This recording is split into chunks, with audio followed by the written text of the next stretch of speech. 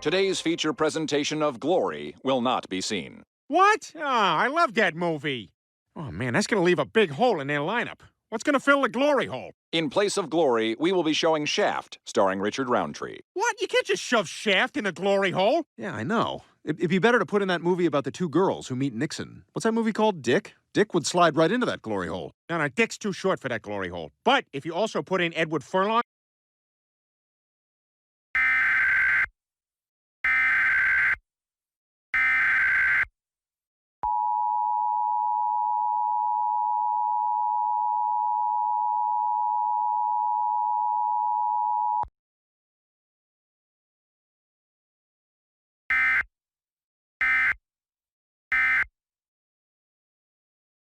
Well, you can't have it. It's mine. Oh, yeah? Not for long, it ain't.